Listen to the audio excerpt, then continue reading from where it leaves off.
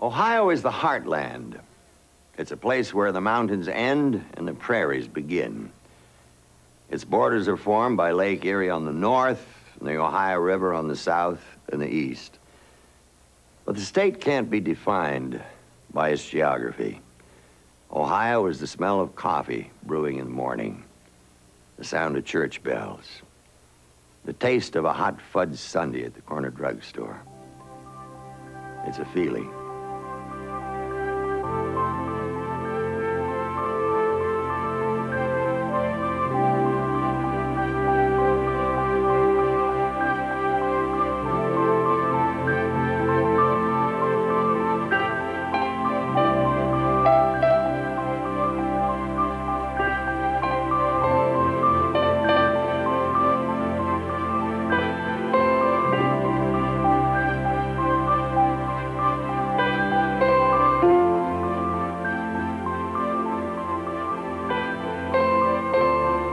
Ohio cities have small town values where the families who built them are honored.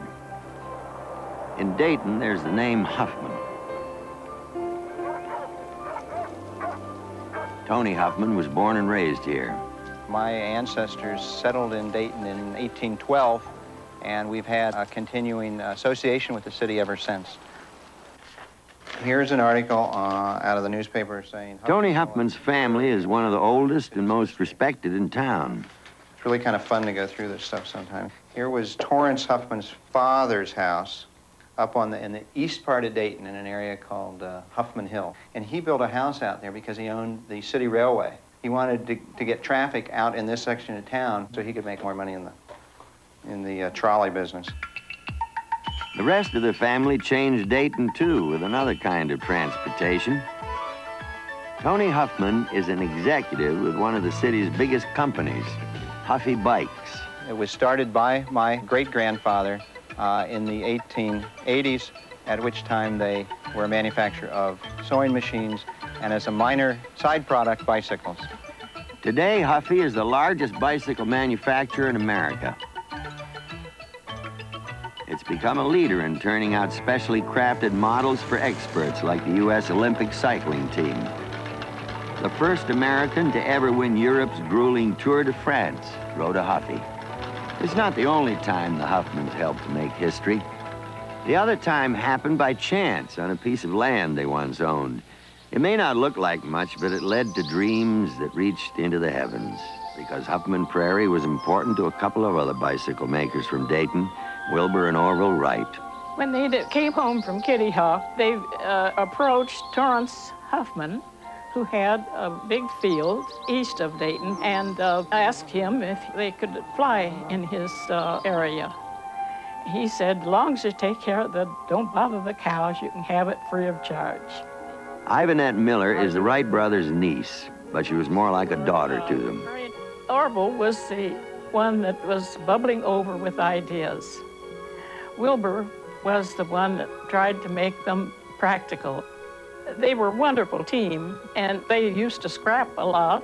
Wilbur said one time he liked to scrap with Orville. He was such a good scrapper. They, you might say, invented the airplane by arguing. When Ivanette was little, Uncle Will and Uncle Orv used to babysit the kids in the cycle shop. We just scooted up the alley anytime we wanted to go to the bike shop. There were belts running and the machinery going, and they never stopped doing anything, but they'd talk to us and explain what they were doing if we asked. Their influence was strong throughout her life.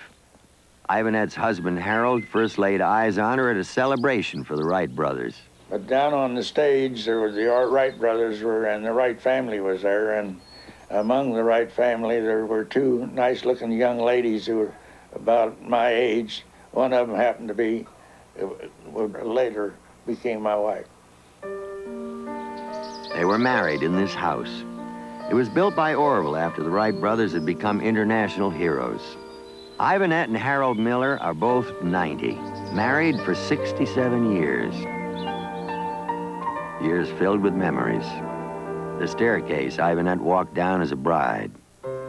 Orville's favorite chair by the library window. The balcony where Lindbergh greeted the crowds after his historic flight aboard the Spirit of St. Louis. The picture of the first flight at Kitty Hawk. But Ivanette clings to one memory that is special to her. She recalls it today as she did 75 years ago. I climbed into the passenger seat when the propellers and the engine were still going, and we took off.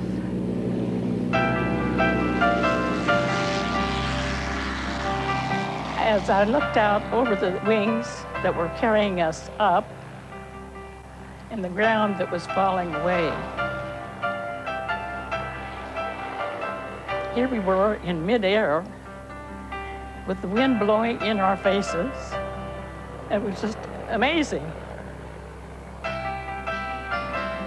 We flew around over the treetops and the telephone poles, and Uncle Irv was pointing to the trolley that was coming from Springfield. He said, "Shall we take it?" I nodded. And with that, he turned into the wind and turned off the engine and the propellers and glided to a perfect landing in time to catch the trolley. And that was my first flight in 1911. I was 15 years old, and I haven't been the same since. Neither has Dayton, neither has the world, and neither has that little patch of land. Today, Huffman Prairie is part of Wright-Patterson Air Force Base, the area where test pilots make their training runs. Inside Wright-Patterson, they are harnessing the future.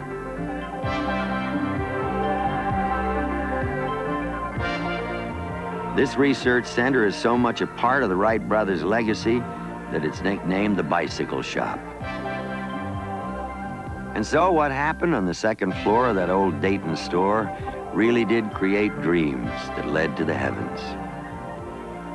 65 years later, a young man from nearby Wapakoneta, Ohio, was the first man to step on the moon. Astronaut Neil Armstrong. It's one small step for man, one giant leap for mankind.